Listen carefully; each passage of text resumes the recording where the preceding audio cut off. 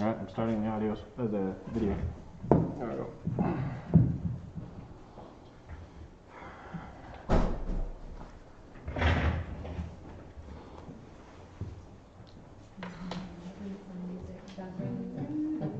Yeah, hold on, for the background music.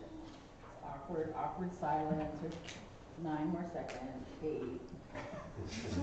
Like countdown. 5, 4, 3, 2, 1. All right. 7 o'clock, and we will begin our meeting. Roll call. Councilmember Navarrete. Here. Councilmember Aguilar. Here. Councilmember Byrd. Here. Councilmember Armitage. Here. Councilmember Lopez is excused, and I am present, and we have a quorum. If everyone would please rise for the Pledge of Allegiance, the invocation by Councilmember Bruce Armitage, and a moment of silence for Barbara Villegas, who was a tireless volunteer at our food bank, and she passed away. Okay. I pledge allegiance to the flag of the United States of America and to the republic for which it stands, one nation, under God, indivisible, with liberty and justice for all. Let's pray. Father, it says in your word, ask and you shall receive, seek and you will find, knock and the door will be opened. So tonight, Lord, we ask for your presence to be in this place. And we give you thanksgiving, Lord, that you always show up. Lord, we seek your guidance today, Lord, as a council, as a town. We ask, Lord, that you would give us wisdom and discernment and understanding in the situations that we're going to be talking about tonight. And Lord, we knock on the door and we ask, Lord, for your blessing in this place. We ask that you touch each person, give each person a sense of your presence in their lives. And Lord, I just give you thanksgiving for being here tonight. In Jesus' name, amen. A moment of silence.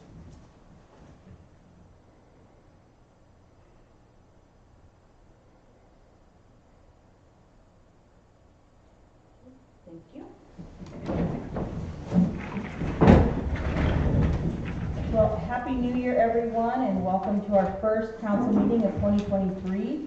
We do have a good agenda for tonight, but I do have a few special presentations, and I'm going to ask Mr. Shank to come to the podium. But we are kicking off January, and what is becoming a regular tradition now is Superior being fortunate to be able to host an AmeriCorps crew. And this year we're very lucky to have a crew that will be here with us through April, and we appreciate all the groups that are offering to host them for dinner and activities because they are giving a lot of great service to our community. They'll be working on building fire breaks, invasive species removal, but I will let Mr. Shank introduce them because he is staff who's kind of helping them through all this project as well. So.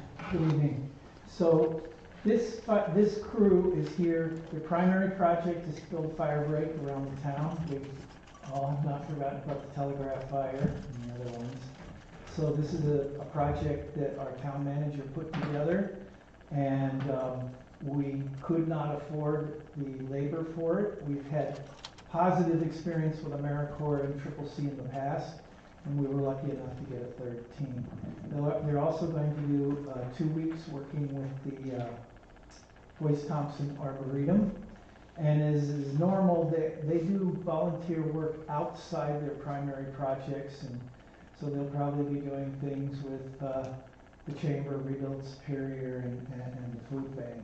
So you will see them around town. And as in the past, we do everything we can to integrate them into the community.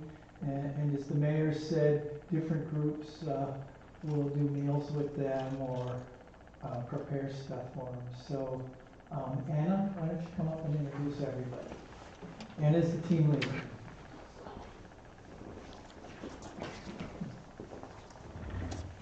Hello everyone. First of all, thank you so much for having us here. It's really an honor and a blessing to be able to be in such a beautiful community and serve in this community.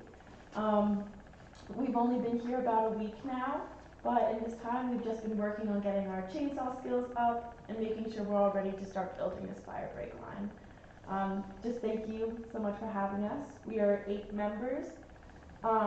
My name is Anna, like Jim mentioned. We also have Corinne, Leo, Chloe, Ashlyn, Jesse, Abby, and Gracie, a member who couldn't be with us right now. If you have any questions, please feel free to come up and talk to any one of us. We are just so excited to get to know everyone and would be more than willing and happy to share a little bit more about us. Thank you guys. Well, welcome, and we appreciate you all coming and all the work that we're doing in our community. So thank you for giving your time. We'll move into staff reports, and I'd like to make another acknowledgement. Our youth council president, Nathan Taylor, has made it into the semifinalists of the Flynn Brown Scholarship. And they had over, I think, 1,400 applicants, and he made it into the next round of 80. So if everyone would please keep him in your thoughts and prayers. He has an in-person interview, I think, at the end of the month.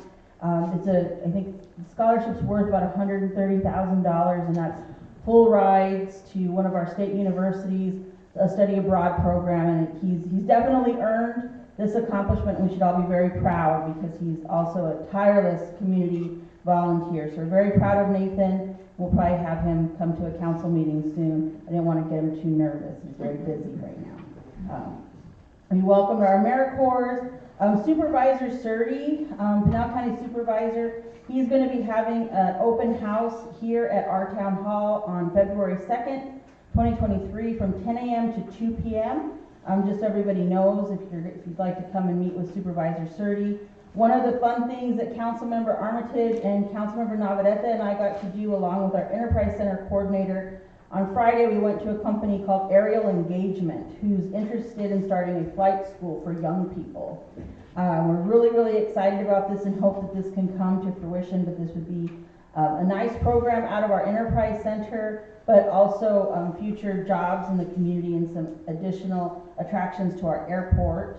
I did attend the governor's inauguration, and things are getting busy over at the league this week. We had lots of meetings about that and upcoming legislation that will be following. So with that, that's my additional report for right now. Todd, do you have anything new? Just a couple things. The wastewater treatment plant is progressing. They have the most of the concrete poured to make the temporary circuit to switch over our existing plant so that we can start working on it.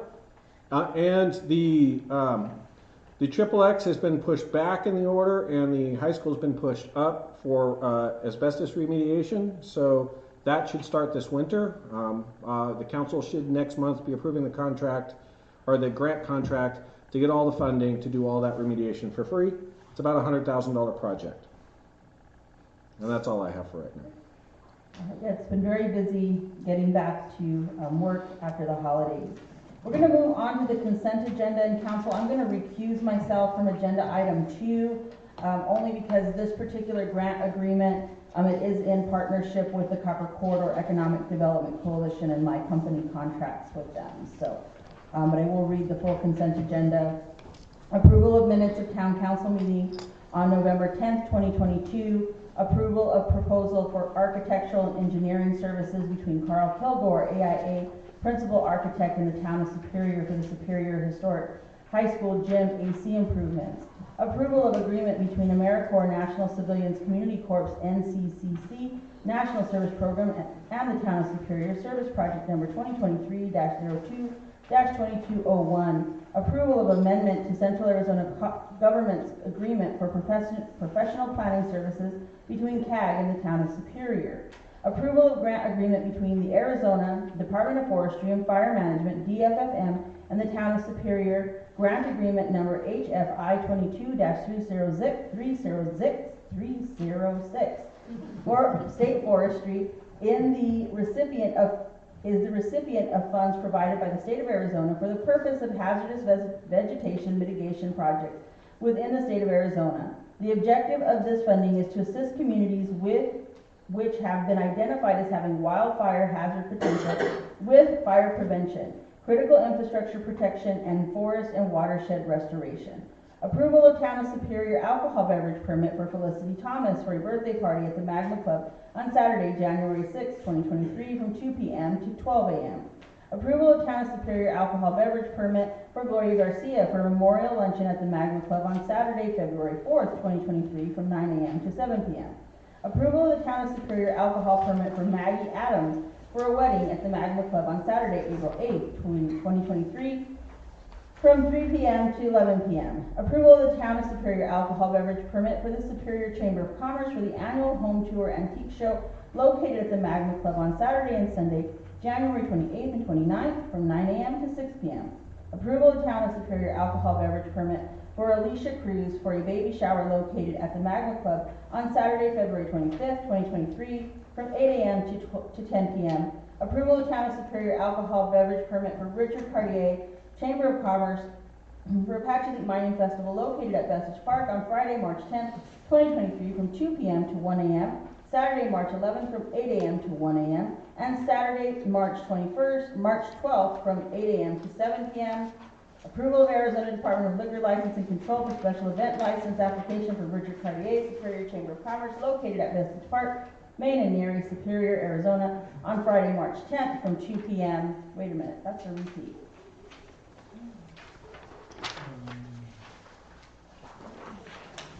Yeah, 12 and 11 are repeat. One is the. Oh, one is, okay, yeah, the other one's the state, oh, yeah, okay, thank you. Arizona Department of Liquor License and Control for special event license application for Richard Cartier. Vestige Park, Main and Neary, Superior, Arizona on Friday, March 10th from 2 p.m. to 1 a.m., Saturday, March 11th from 8 a.m. to 1 a.m., and Sunday, March 12th from 2023 from 8 a.m. to 7 p.m. Approval of the Town of Superior alcohol beverage permit for Joanne Vestige, Superior Optimist Club for Magma Royale Casino Night located at Magma Club on Saturday, April 1st from 4 p.m. to 11:59 p.m. 15, approval of Arizona Department of Liquor Licenses and Controls for a special event license application for Joanne Vestige, Superior Optimist Club for the event located at the Magma Club, 34 Company Court, Superior, Arizona on Saturday, April 1st, 2023 from 4 p.m. to 11:59 p.m. And approval of Town of Superior alcohol beverage permit for Medea Sandoval for a high school graduation party located at the Magma Club on Saturday, June 3rd, 2023 from 3 p.m. to 1 a.m. And approval of our department reports. So council, I'm going to go ahead and start with consent agenda item 2. Can we get a motion and a second to approve that? So moved. Second. Okay, and I'm recusing myself from the vote. All in favor? Aye. Any opposed? Okay. I make a motion to approve the remaining items on the consent agenda. Okay, there's a motion by Councilmember Armitage to approve the remaining items on the consent agenda. Is there a second? Second by Vice Mayor Alonso. All in favor? Aye. Any opposed? Motion carries. We're going to move forward to new business, and I just want to start off by saying thank you to our staff for always being ready for our audits.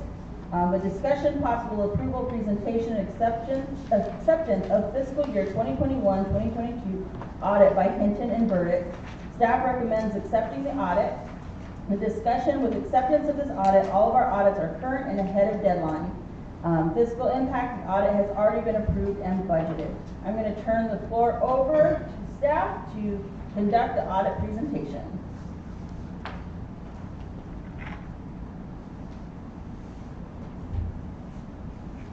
Okay, can you hear me okay? Yes. Yes. Okay, very good. Are you able to see my screen that has the PowerPoint presentation? Yes. Yes. Very good, thank you. Thank you very much for allowing me to join your meeting tonight. It's absolutely my pleasure to take a few minutes to report to you the results of the fiscal year 2022 audit of the town's financial statements. My name is Stephen Palmer. I'm a CPA and a partner with Hinton Burdick CPAs and Advisors, and we recently completed this last fiscal year's audit. First off, of course, I want to report to you whether or not the town passed the audit. And the answer to that question is yes, the town did pass. And we communicate this in our independent auditor's report, which can be found on pages 1 and 2 of the town's annual financial statement. And in this report, we issued an unmodified or a clean opinion on the town's financial statements.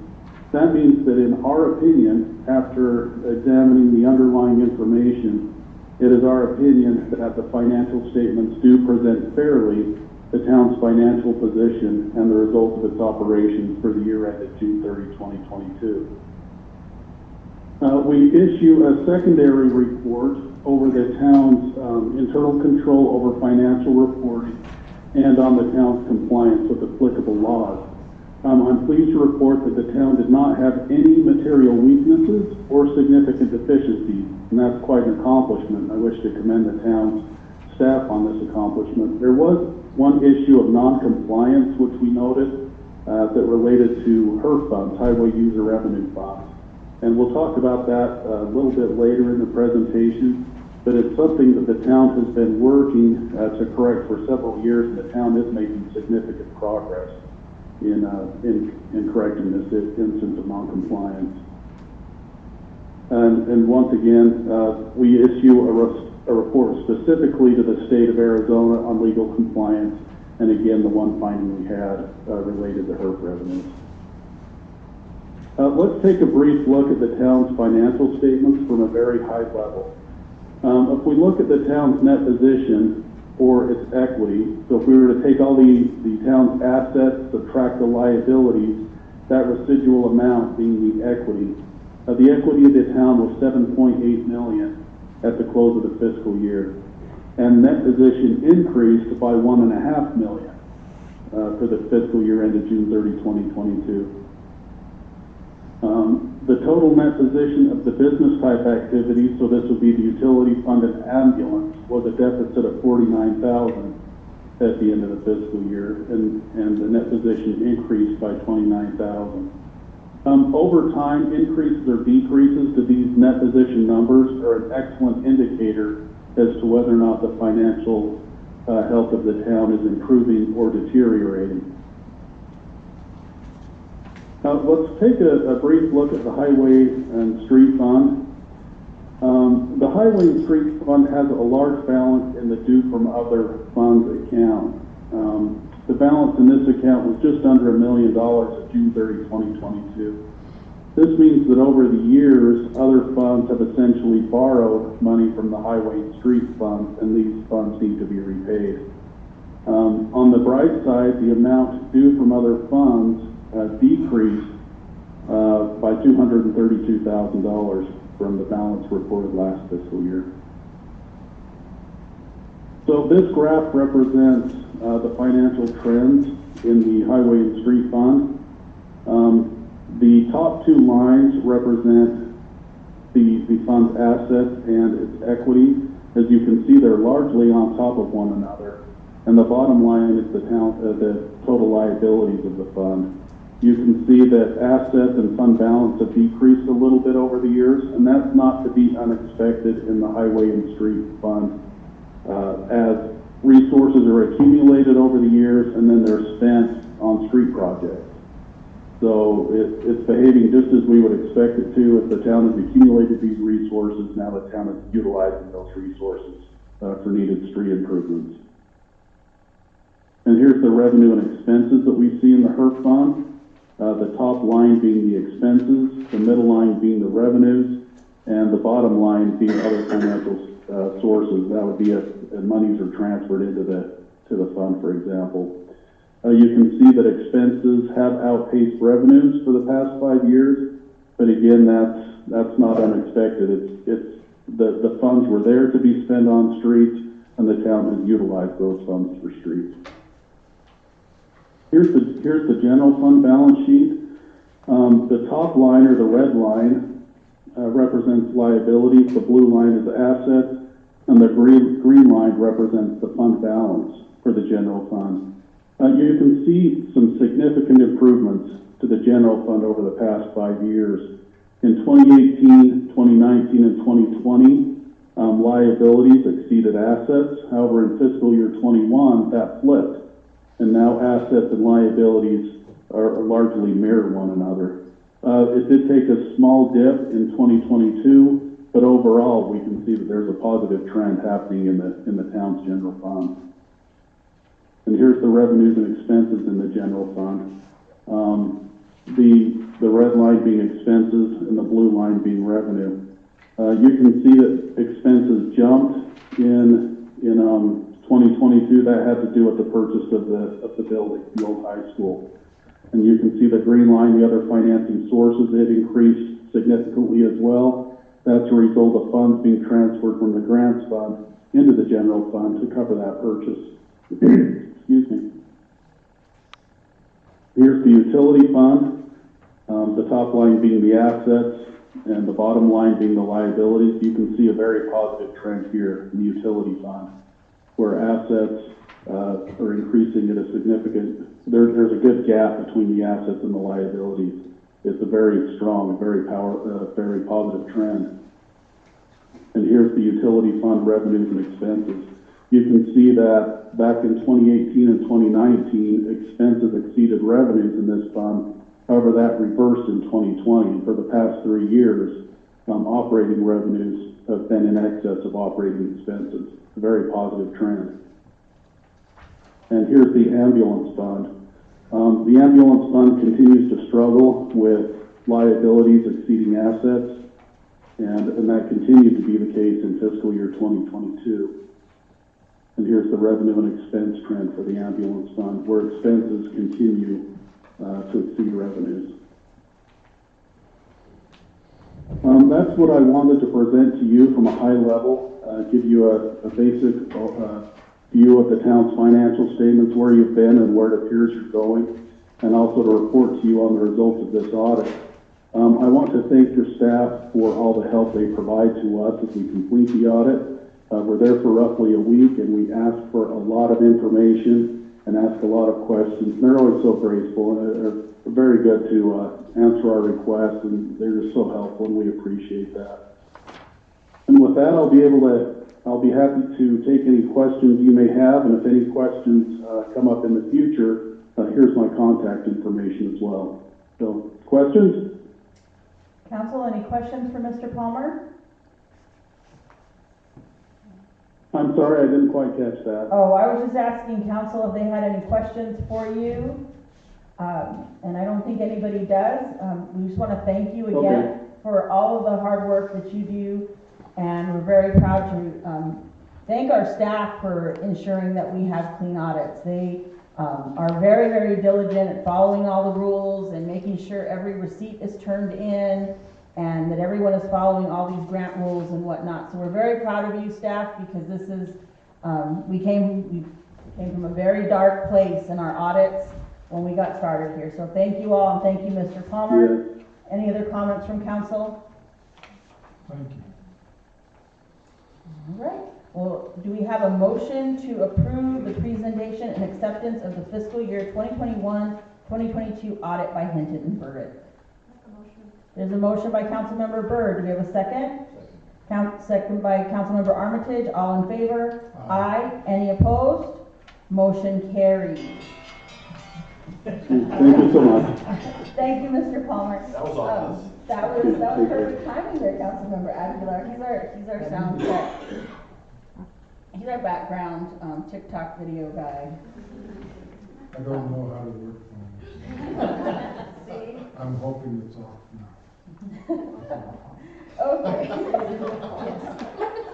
Agenda. And that's why I put it here, so I won't. Sorry, guys. It's okay. Discussion and presentation and possible approval for the Coleman Alley Lot GI project. Staff recommends approving this project, and the PowerPoint slide presentation regarding the Coleman Alley Lot for Green Infrastructure Project is going to be presented by Ray Luca. And I just want to let council know Ray Luca is our sustainability elevated coordinator that comes from Arizona Water, who's our water provider.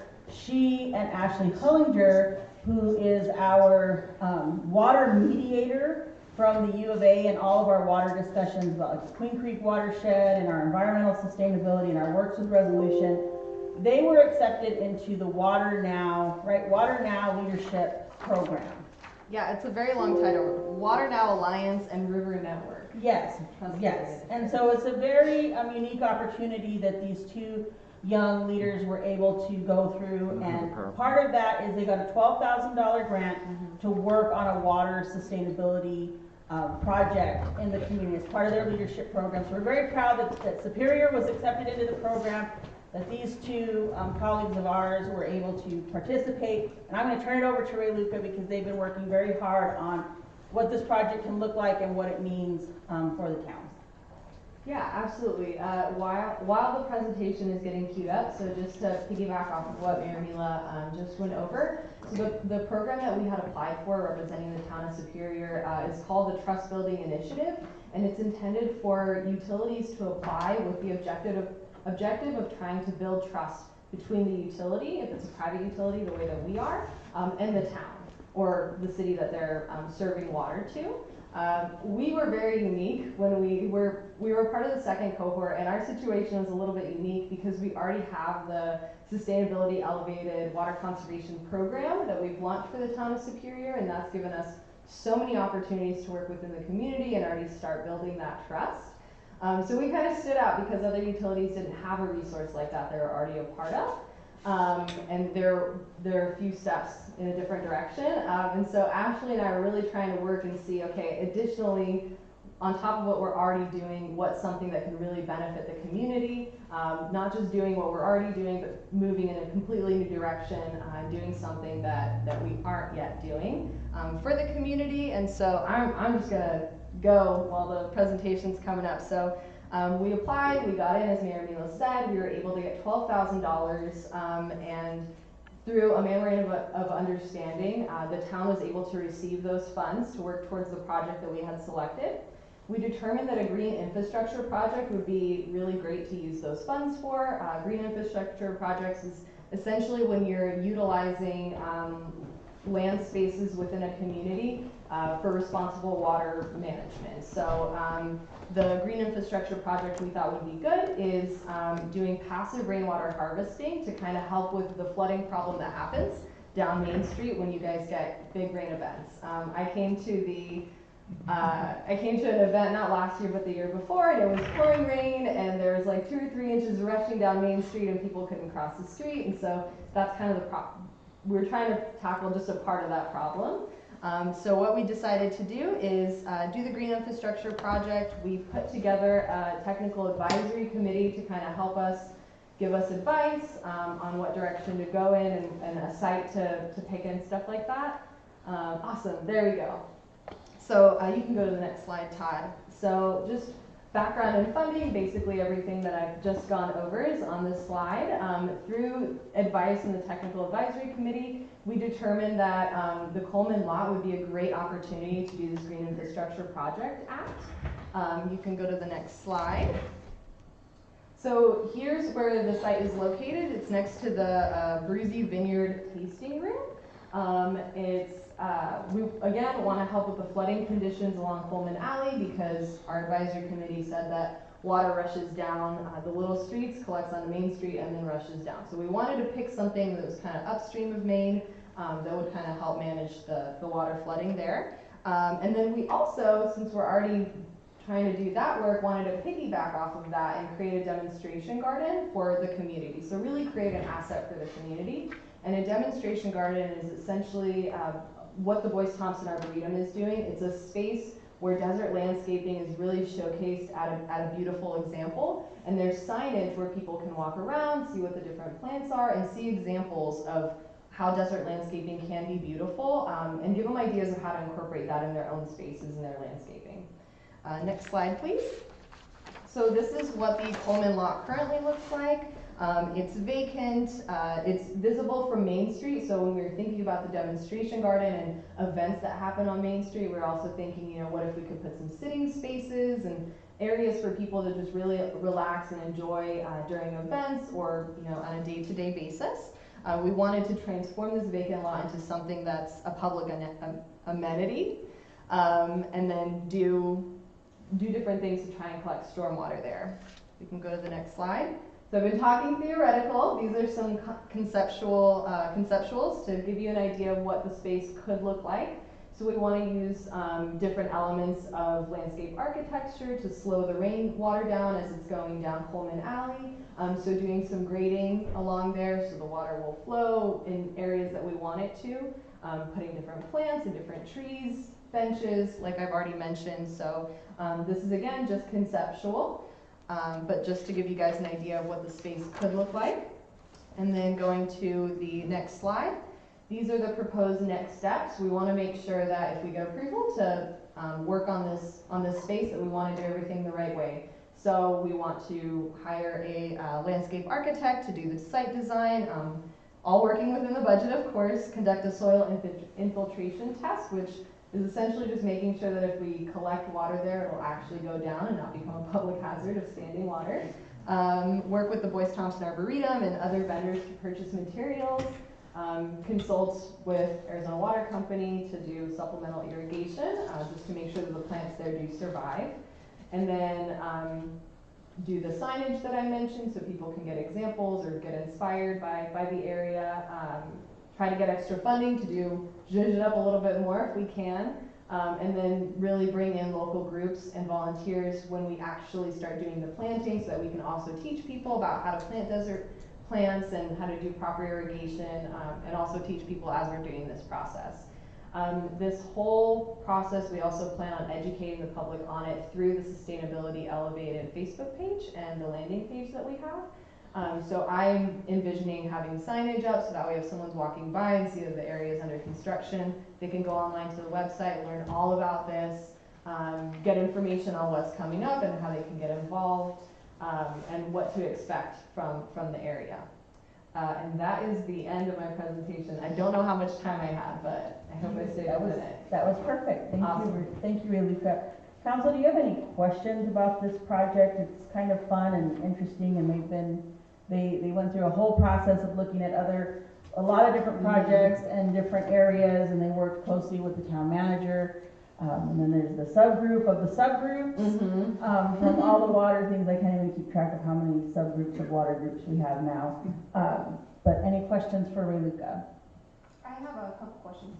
Sure. So in your proposed plan here, have you reached out to other utilities to make sure there's no conflict with the vegetation that's going to be planted and the curbs? Because there are public utilities that are mounted on the back wall for the other businesses that we want to make sure that there's not conflict with.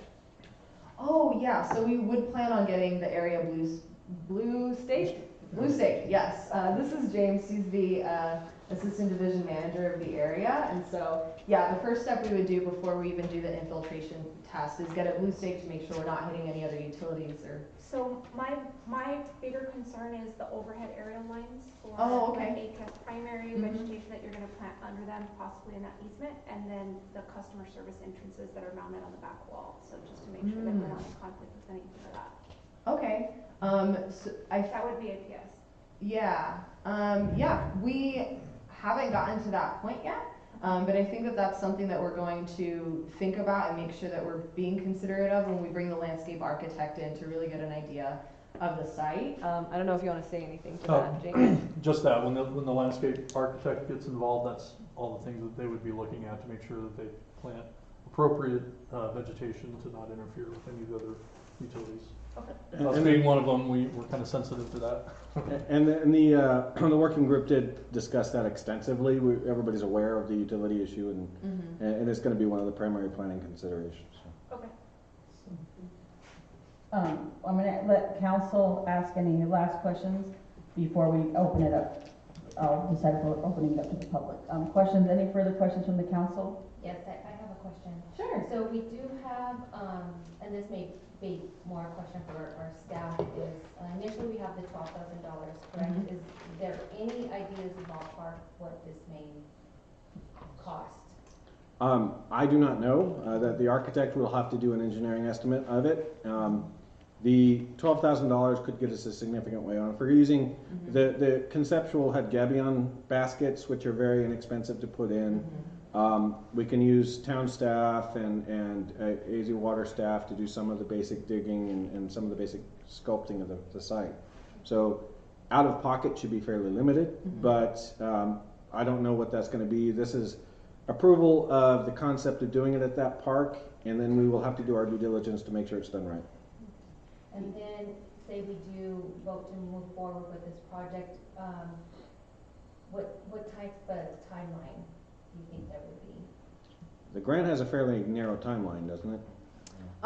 We have already submitted all the documentation to receive the grant, and we've put together a proposed budget for it. As far as the timeline goes, I think it depends on the design that the landscape architect comes up with and our ability to get resources, like all the materials and stuff. But we are planning on trying to break ground by April 2023. Now, I'm sorry. Go ahead. Now, are we doing it in that area because the water flow from Coleman Alley to flow into that area to Yes. get all the water in there? Is there any plans like a pond or something that it can go into, or something that would generate like a little pond or something? I saw the plants and everything, but Yeah, so the intention is to use passive rainwater harvesting, so to be able to grade the land in such a way that when the water flows, we can manipulate it to go around all of the trees and all the shrubs and stuff, so we can use this limited irrigation, supplemental irrigation as possible. I would worry about trying to create a pond there because it could potentially become like a vector issue if we're not constantly, like if we don't have a pump that's constantly like rotating the water and stuff. So it's one of the intentions is also to be able to educate the public on how they can do passive rainwater harvesting, and teach people about how to do it, so that way when it rains we can keep as much water in people's landscapes than having it flow down the street. And this also, I know, council, we've been addressing drainage issues across the community, and I know Mr. Pryor's been educating us on retention basins and different things that we're gonna have to do, whether it's curb cuts and whatnot. So this opportunity, this is why this rose to the top on one of their projects, was because it's in alignment with some of the work we wanna do across the community to start getting practice, and it also helps our residents. There's things you can do in your own yard that will help avoid some of your flooding issues and whatnot. So it's educational, it's in alignment, and then when we talk about long-term water sustainability, slowing that rainwater down so that way it is soaking into the aquifer versus just rushing down somewhere. This has lots of multiple bottom line effects to it. Coleman Alley itself has serious rainwater damage, and it's been patched many times to no avail because the rainwater comes through so heavily that it just wipes that road out. So this is a good spot to try to slow that down. When we have flood events, like we occasionally have like a 10-year flood event, we'll get two inches of rain in an hour or so. Main Street gets to the point where it's flowing up to the front doors of some of the businesses in town. So anything we can do to slow that flow on Main Street is a win, especially since our storm drains are not particularly robust in town. Yes, go ahead. I know there's going to be questions ultimately about parking. We clearly have a problem with parking downtown, especially when we have events, and we've been known to use that area for parking. What is our answer to that? The problem with that park is it doesn't conform to any of the rules for a parking lot. It doesn't have enough room to get in. It doesn't have enough room to turn around. It doesn't have enough curb cuts to get in there effectively. So it's very rarely used. It gets used a few times a year at max, and it can only park 2 or 3 cars. So it's not effective parking. I think if we're looking for solutions to the parking, we need to be looking elsewhere. Well, I think too, now that we own the high school, the old high school again, I mean, that's really designated public parking lot. Now that it's ours, we can say that. Yeah. It is, I know it's a little further up the street, but. Well, and I think being more mindful of that and making sure the gates are open for parking means that people do have to walk through other parts of town, and maybe people don't just stop. But I know we also, because there's utilities and whatnot back there, we really wanted to discourage too many people parking back there. So this is very light, not heavy on any infrastructure back there. So. I have one other question. Will the final site plan be brought back to the council for final approval once that's done? Yeah, definitely. I would love to be able to show you guys what we want to do with the space. Yeah. Yeah, definitely. You can reflect that in your motion if you like, saying that you're approving the initial concept and you want to see a final design. Yeah. So, any other questions from the council? All right. Mr. Shank, I know you've been politely raising your hand. If you'll please stand up so everyone can hear you. Oh, everybody acknowledges here. Stop mumbling. I think this is a great project. Oh, thank you. And I own the building that has windows and a door on that property, and I just want to make sure that the design takes, you know, that access into account. It's not just utilities. So, the other thing is, that particular part of my building steps down. And so we need to make sure we do this right, because if what you do is back up the water on Coleman, it's just gonna flip the building. So, Yeah, we wouldn't wanna do that. no, I know nobody wants to do that, but that's part of the due diligence. And then the other question that I had, I'm particularly excited that Boyce Thompson is involved in this. When you talk about landscape person and you talk about Boyce Thompson, you know, on the one hand, I know that Lynn and her people are very much into what's appropriate, what's desert appropriate. And I know sometimes landscape artists are more into, let's make it artistic. So when push comes to shove, who wins? Landscape artist or Boyce Thompson? So Lynn is part of the technical advisory committee. And if it came to that, I mean, I think ultimately the landscape architect is gonna do what we decide to do. And so if there's something that, yeah, she doesn't agree with or doesn't think that it's in line with, things that Arboretum stands behind, because we also ultimately want to use this as a tool to drive people to the Arboretum, local people. So we want to make sure that there's a lot of alignment there. That's something really good to have an eye out for. Thank you for bringing that up, Jim. But yeah, I want to assure you that it would be ultimately us that decides. And for Todd and the council, are we still looking at doing something similar in the Rails Park? We are. That's a much bigger project and more expensive, and the Okay. $12,000 just doesn't stretch that far, no matter how we look at it. Okay. Yeah. And that project comes with much more community engagement and community involvement. It's already started, so, you know, that's why we opted not to commingle those two projects. So this puts some money in another part where there is some investment going on by private business in that area, and it'd be nice to have that side of Main Street also looking nice and have, you know, opportunity for people to, you know, have a place to rest as well. So I honestly believe that this being done correctly, as far as Coleman Alley Images is concerned, my wife's business, it will be a big plus. But I just want to make sure that the windows and door all have their access. Yeah, absolutely. Thank you. All right, well, any other questions or comments from council? I have another question. If we pass this with the proviso that the council has an opportunity to pass or to agendaize the final plan, will that work into your timetable? Did you mention something about, did you say something about April? Yeah, so that's just what we had as a line item up there to try and start digging in 2023. Right. Um, So but- is there enough time to accomplish that with that proviso, or should we? We're gonna do our best. Or should we pass, or should we motion it, that maybe you and Todd have to review it, which you probably will anyway? Yeah, well, I mean, we're gonna review it probably multiple times, taking in all of the comments from the public and council in consideration before we even bring it back to you anyways, so that's how we work. Okay, well, I'm not sure, do you think there would be enough time, or? Well, they wanna break ground in April, so if we can potentially have a design back by March, that, you know, that's gonna be the kicker. They have to have a design back by March, and, you know, then they'll just have to keep working that. Could we pass this with the proviso that maybe 3 other council members beside you and Todd have an opportunity to view it? There hasn't been a motion made, so if you would like to make a motion as such, then we can do that. I would caution you against a quorum violation. All business of the council has to be done in public, so. Okay, 2? Yeah, you maximum 3 council members involved. Right, so the mayor and 2 others? Yep. Okay. Then, You might want to, which council members want to do that, let's just name. I was thinking of Mike.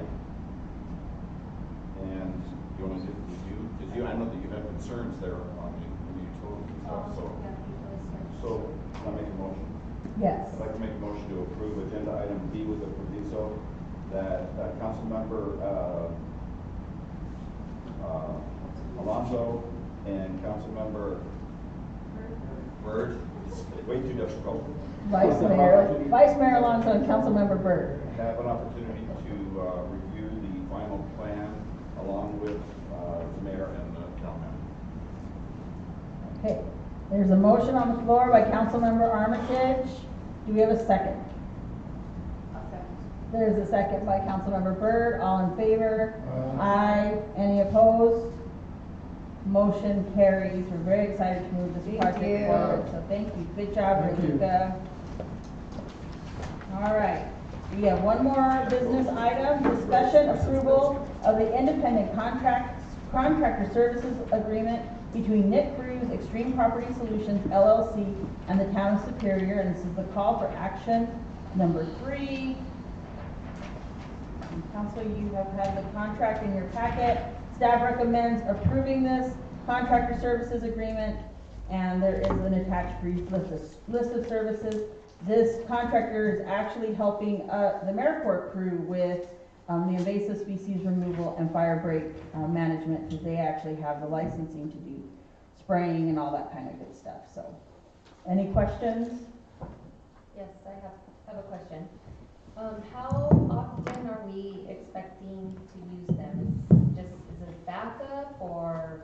In this grant, we had to have a contractor in very short notice, so we used the local provision of our code to allow us to use a local contractor. They will be functioning for the DFFM grant, which is over the next 3 months. Aside from that, they're only used as needed. They have a very specialized fuels treatment skill set. They can do things like spray weed stop at the cemetery and things like that. So that's what we've been using them for. But we use them very rarely, and now since we're using them more consistently and on a larger basis, we wanted to formalize the agreement as we have with the others. Okay. Any further questions from council? Hearing none, do we have a motion to approve? So moved. There's a motion by Councilmember Aguilar. Do we have a second? Second. Second by Councilmember Navarrete. All in favor? Aye. Any opposed? Motion carries. We're going to move on to call to the public. Do we have anybody signed in for call to the public? And Ms. Anderson, yes, if you'll please approach the podium.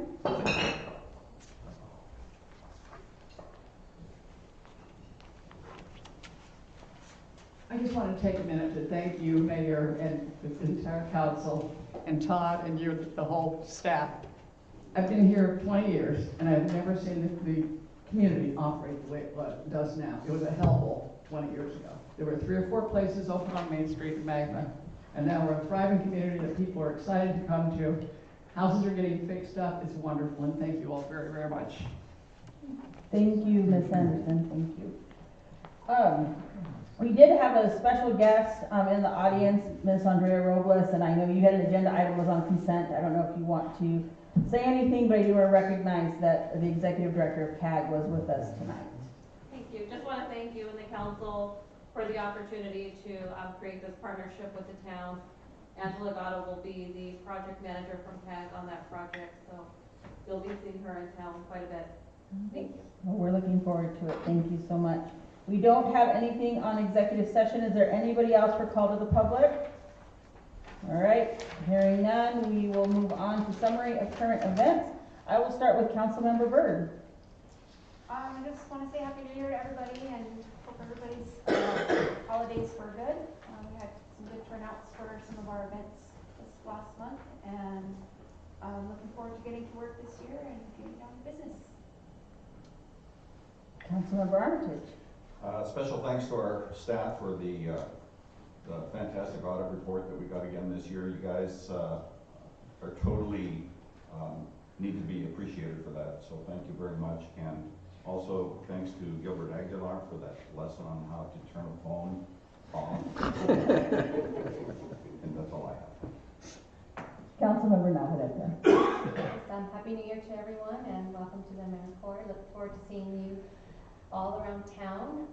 And we shouldn't forget the home and building tour at the end of the month. So we hope to see everybody out and about. That's it. Thank you. Councilmember Aguilar. Happy New Year to everyone, and I'm glad to see our council again and our staff. I'm so proud of them. I've been more than, 15 years, and I mean, you guys are really efficient, and I thank you guys very much for everything you do for the town. And the town should thank them because they work diligently on everything. And welcome, guys. Thank you. Thank you for everything you do too, Mr. James. Good to see you, Sue. And I want to wear a suit just like Bruce.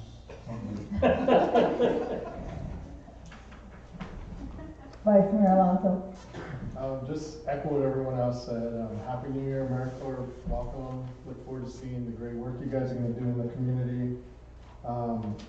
Staff, great job on the audits. You guys continue to do great work, and I hope everyone's feeling better. And we'll see you guys around. Yes, and just again, thank you everyone. Thank you to staff. It's been a great kickoff to 2023. Appreciate all of our partnerships that we have with the Arizona Water Company, APS, CAG, and all just too many to mention, our Chamber of Commerce. A couple of quick things. The Legends of Superior Trail kicks off their Hash Browns History and Hiking events. And this year, in addition to the Pinal City Hike and the Geological Hike and the History of US 60, we've added an Architectural History of Superior presentation. So those are going to be happening on Fridays and Saturdays during February and March. And also, one last quick recap. We had our CWG meeting last night was devoted to a discussion with ADOT. Everybody should start planning and preparing that the Queen Creek Bridge replacement and the Waterfall Bridge replacement will begin this summer. There's going to be lots of different traffic delays, and we're trying to mitigate some issues around climbing access and trail access, and making sure that when they're building that bridge, when they finish, they put our trail, make sure they don't have any harm to our trail. We've been seeing record attendance at the Arboretum and in town lately for lots of activities. So all of our marketing efforts are working. I think our businesses are very happy. So with that, that ends my comments. Mr. Pryor, do you have anything else to add? I do not, thank you. All right, scheduling of next meetings. Emergency Services Committee will meet on 1/19/2023. Community Development Committee, 1/26/2023. Planning and Zoning, 2/2/2023. And our next town council meeting will be 2/9/2023. And one more thing, our youth council will be going to Washington, D.C. to attend the National League of the Cities Conference and get an experience at our nation's capital for the juniors and seniors that have been serving on the youth council since they were in 8th grade. So we're really excited, and they'll be raising some money to cover some of their costs. They have some money budgeted for it, but they're going to be raising some money. So if anybody consider supporting them, we'd really appreciate that. And do we have a motion to adjourn? So moved. There's a motion by Councilmember Navarrete, second by Vice Mayor Alonso. All in favor? Aye. Any opposed? Motion carries, and we are adjourned at 7:53.